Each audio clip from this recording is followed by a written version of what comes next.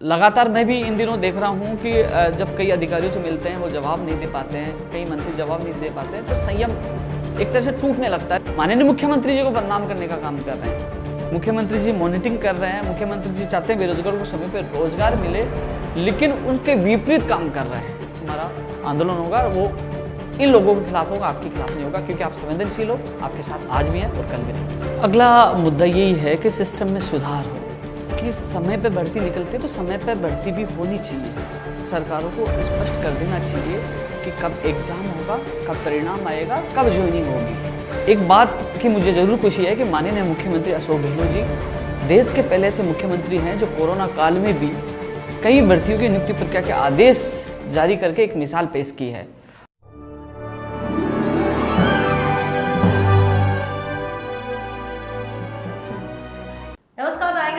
स्वागत है, मैं हूं आपके साथ नीतू शर्मा। आज खास बातचीत में हमारे साथ हैं राजस्थान बेरोजगार एकीकृत महासंघ के संरक्षक और युवाओं की आवाज उपेंद्र यादव जी।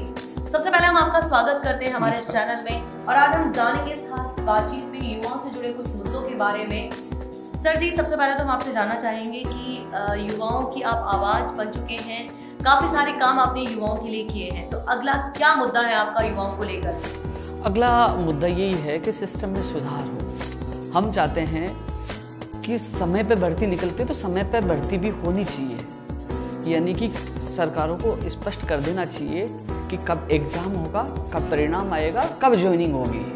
जिस प्रकार नेताओं के चुनाव फिक्स होते हैं कि कब चुनाव होगा, कब मतगणना होगी और कब वो शपथ लेगा, उसी प्रकार बेरोजगारों का भी कैलेंडर जारी होना चाहिए कि कब उसको ज्वाइनिंग मिलेगी, कितने दिन में ज्वाइनिंग मिल जाएगी। ऐसा नहीं कि भर्ती निकलती है 2013 से 2020 तक वो पूरी नहीं हो पाती। लेकिन एक बात की मुझे जरूर खुशी है कि माननीय मुख्यमंत्री अशोक गहलोत जी देश के पहले ऐसे मुख्यमंत्री हैं जो कोरोना काल में भी कई भर्तियों की नियुक्ति प्रक्रिया के आदेश जारी करके एक मिसाल पेश की है और लगातार वो भर्तियों को लेकर संवेदनशील है, मॉनिटरिंग कर रहे हैं। और मुझे आशा है कि बेरोजगार के प्रति वो हमेशा ऐसे ही संवेदनशील रहेंगे। लेकिन जो तमाम मांगों को लेकर हम संघर्ष कर रहे थे पिछली सरकार में भी, इस सरकार में भी जो अधिकारी लापरवाही कर रहे थे, हम चाहते थे कि भर्तियों का कैलेंडर जारी हो, समय पे बेरोजगार को रोजगार मिल सके। सर, ये आपने बताया कि बेरोजगारों की भर्ती के लिए अभी आप संघर्ष कर रहे हैं। पिछले काफी दिनों से देखा है कि आपके जो संघ है उसकी तरफ से कोई भी धरना प्रदर्शन या ऐसी कोई घटनाएं सामने नहीं आई हैं। तो क्या आपको लगता है कि जो सिस्टम से जो आपकी मांग है वो अभी हाल फिलहाल पूरी हो चुकी है या अभी भी आप उसके लिए संघर्षरत हैं?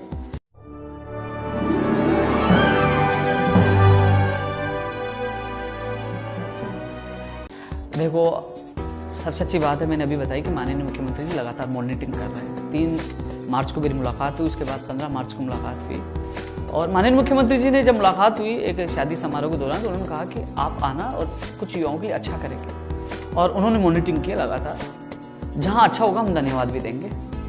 और 12,000 से ज़्यादा एलडीसी के अभ्यर्थियों को कोरोना काल में नियुक्ति प्रक्रिया के आदेश जारी करके उनको नौकरी देने का काम किया है। आरपीएस एलडीसी भर्ती 223 पदों पर 9,322 सेकंड ग्रेड के अभ्यर्थियों की नियुक्ति प्रक्रिया का कैलेंडर जारी किया है।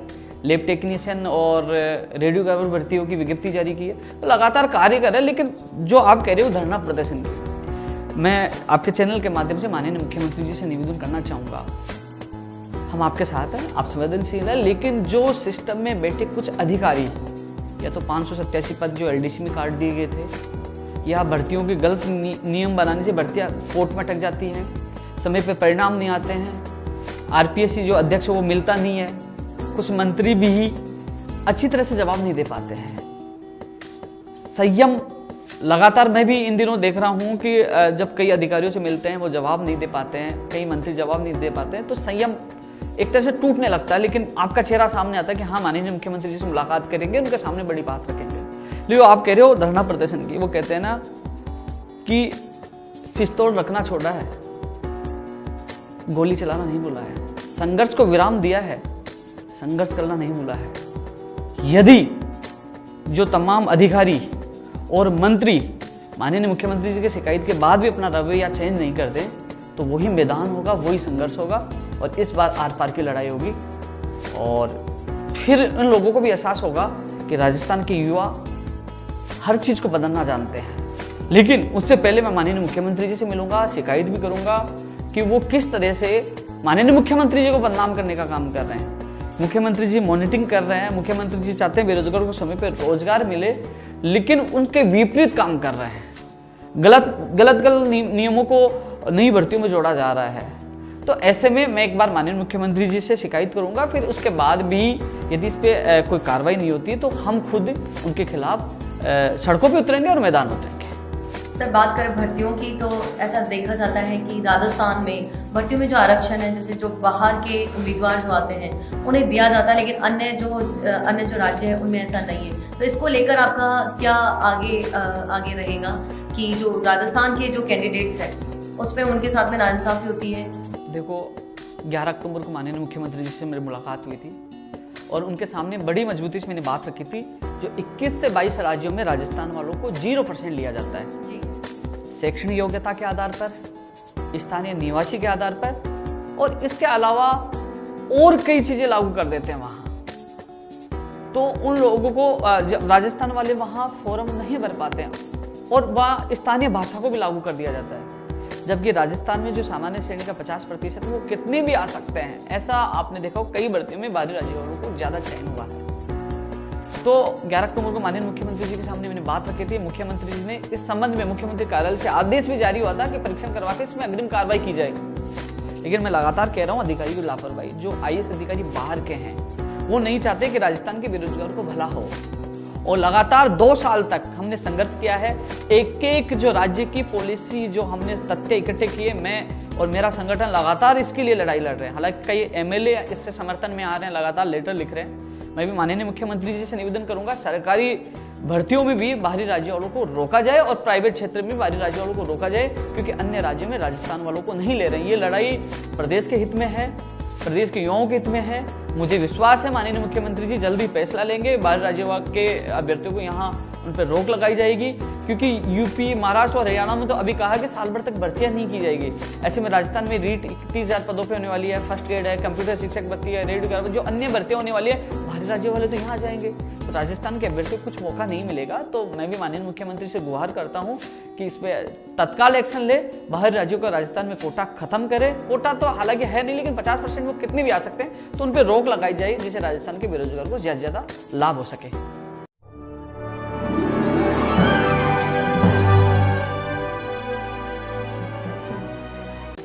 भर्तियों और परिणाम के अलावा और कौन से युवाओं से जुड़े मुद्दे हैं जिनकी तरफ आप सरकार का ध्यान आकर्षित करना चाहते हैं? देखो, सबसे बड़ी बात है, हम चाहते हैं माननीय मुख्यमंत्री जी से कि भर्तियों का कैलेंडर जारी हो।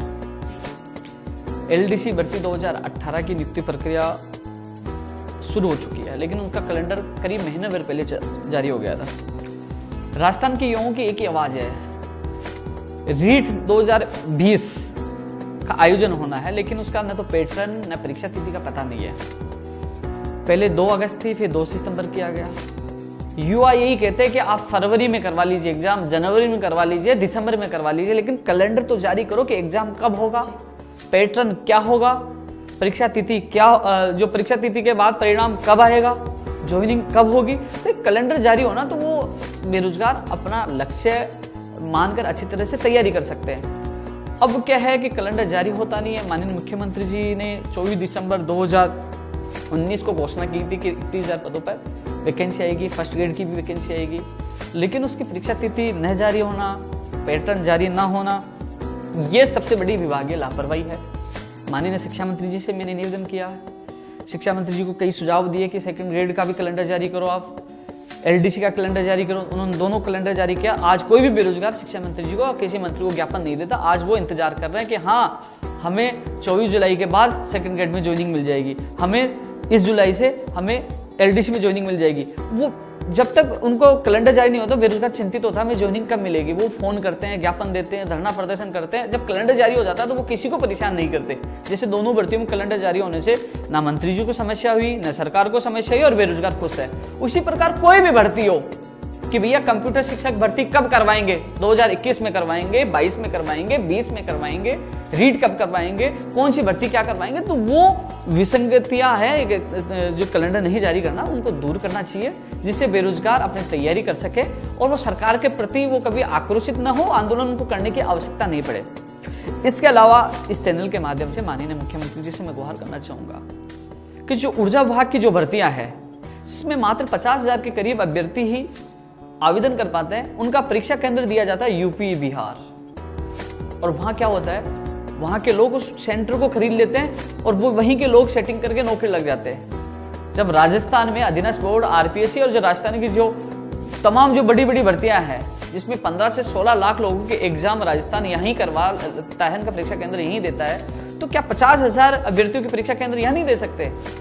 यदि यहाँ परीक्षा केंद्र देते तो सही तरीके से वो भर्ती हो पाएगी, राजस्थान के बेरोजगार को फायदा होगा, अन्यथा घपला होता रहेगा। और ये गड़बड़ियां क्यों है? क्योंकि इसमें मिली भगत होती है अपने लोगों को लगाने के लिए, जिसमें कई आईएएस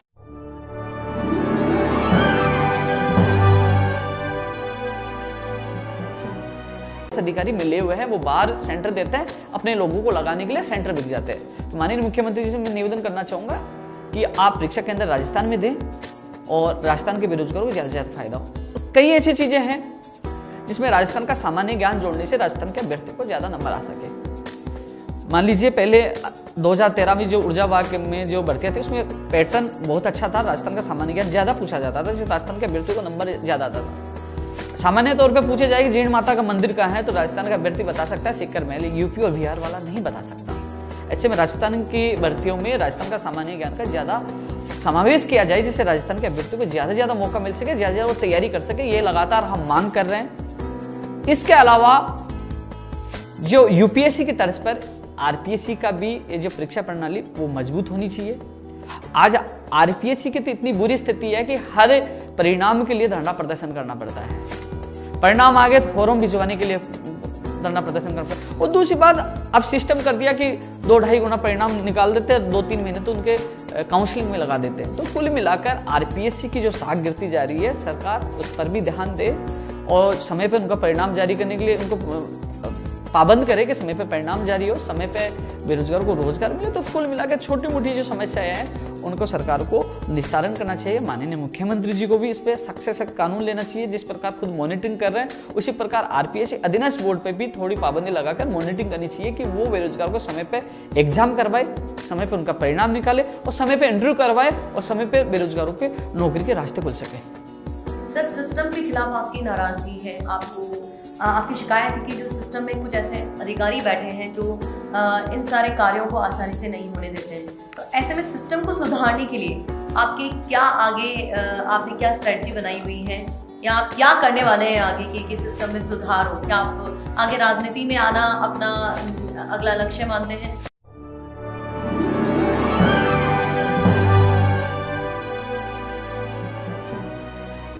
देखो, ये मेरे इंटरव्यू देखने के बाद कई लोग कहेंगे कि ये तो गहलोत जी के कैंप के हैं और सीएम साहब की लगातार बढ़ाई कर रहे हैं। लेकिन उन लोगों को ये पता नहीं कि मेरा संघर्ष 2012 पिछली सरकार में कांग्रेस सरकार से शुरू हुआ था। उनको ये पता नहीं, इसी कांग्रेस सरकार में मैं अनशन पर बैठा था और इसी कांग्रेस सरकार में 25 नवंबर 2019 को मैं जेल जाके आया हूँ। मैं बढ़ाई इसलिए कर रहा हूँ कि वो मॉनिटरिंग कर रहा है। इस कोरोना काल में 12,000 एलडीसी वालों की ज्वाइनिंग प्रक्रिया उन्होंने शुरू की, कई लोगों को अभ्यर्थी को ज्वाइनिंग मिल गई और को मिलने वाली है, प्रोसेस में है सेकंड ग्रेड के आदेश की। तो मेरा फर्ज है, जो काम करेगा धन्यवाद देना मेरा फर्ज है। जहां सरकार से कम गलतियां होती हैं, जहां विसंगति होती है, मैं आवाज उठाता हूं। किसी पार्टी विशेष को चुना नहीं है, जो अच्छा काम करेगा धन्यवाद देना मेरा फर्ज है। माननीय मुख्यमंत्री ने अच्छा काम किया, धन्यवाद दिया और आगे भी दूंगा। जहां मुझे लगता है कि ये छात्र हित में नहीं है, वहां आंदोलन भी होंगे, प्रदर्शन भी होंगे, लेकिन जबरदस्ती किसी के खिलाफ बोलना, जबरदस्ती अंगुली करना बिल्कुल गलत है। कई लोग पूछते हैं कि आप तो मुख्यमंत्री जी के खिलाफ बहुत बोलते थे, आज क्यों नहीं बोलते? इसलिए नहीं बोलता कि जब मैं शादी समारोह में मिला तो उन्होंने खुद ने, माननीय मुख्यमंत्री जी मुझे देखते कहा कि एक बार आना, अपने युवाओं के लिए अच्छा निर्णय करेंगे। खुद मॉनिटरिंग कर रहे हैं, मुझे विश्वास है कि अच्छा निर्णय करेंगे। क्योंकि आप खुद देख लीजिए, यूपी, हरियाणा, महाराष्ट्र, उनकी 1 साल तक नौकरियां रोक दी गई। हमारी कम से कम प्रोसेस तो शुरू है। माननीय मुख्यमंत्री से मुलाकात होगी तो तमाम, मुझे ये भी पता है कि 2013 के एनएम जीएनएम जो है भर्ती है, 67-1900 पद हैं एनएम के और 4514 पद है जीएनएम के। पंचायत राज एलडीसी भर्ती 2013 10,029 पदों पर 587 जो एलडीसी 2018 में कम किए पद हैं। इसके अलावा आयुर्वेद नर्सिंग भर्ती है, रीड शिक्षक भर्ती 2018 की एको सूची है, 16 है। तो उन तमाम जो इशू है माननीय मुख्यमंत्री जी को निर्णय लेने हैं, उनसे मुलाकात भी करनी है, उनके सामने मजबूती से बात रखेंगे कि हम वही व्यक्ति है जो कांग्रेस को समर्थन भी दिया था, साथ भी थे, आज भी साथ हैं।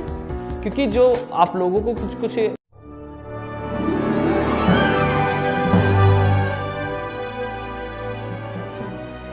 माननीय मुख्यमंत्री तक सही रिपोर्ट नहीं पहुंचा रहे, अधिकारी गुमराह करते हैं, गलत रिपोर्ट पहुंचाते हैं। तो मुझे विश्वास है कि जब माननीय मुख्यमंत्री से मुलाकात होगी तो ये जो मैंने कुछ भर्तियां बताई, इसके अलावा और भी मुद्दे जो तमाम है बेरोजगारों के, माननीय मुख्यमंत्री उस पर एक्शन लेंगे, उनको राहत प्रदान करेंगे।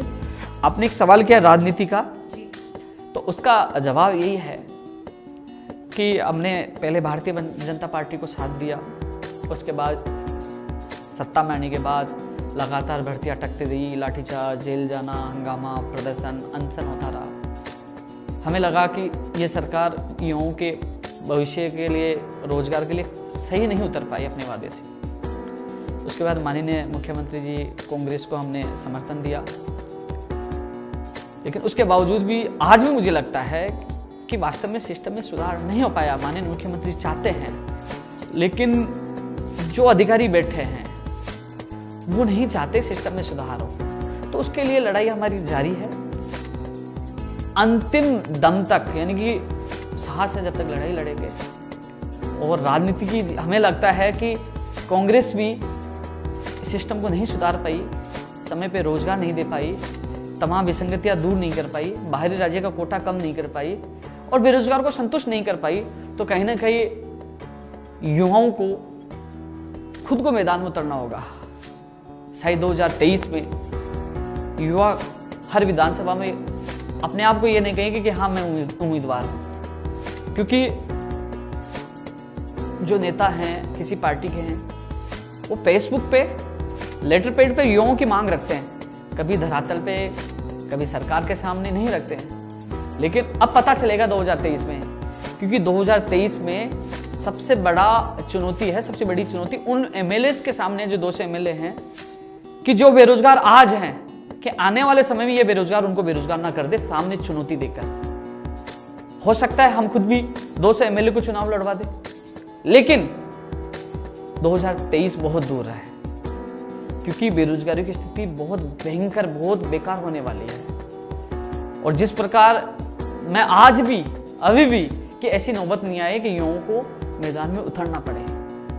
मुझे विश्वास है माननीय मुख्यमंत्री जी पर। मैं लगातार इस इंटरव्यू में विश्वास इसलिए जता रहा हूं क्योंकि अन्य राज्यों की बजाय माननीय मुख्यमंत्री जी संवेदनशील है और भर्ती को लेकर काम भी कर रहे हैं, और कहीं ना कहीं वो बदलाव भी लाएंगे, कहीं ना कहीं बेरोजगारों के लिए अच्छी नीति भी लेके आएंगे। कई ऐसे आइडिया हमारे पास हैं, उसमें बदलाव, उस आइडिया से यदि काम होता है तो कहीं ना कहीं बेरोजगारी भी कम होगी और प्रदेश का स्तर भी मजबूत होगा।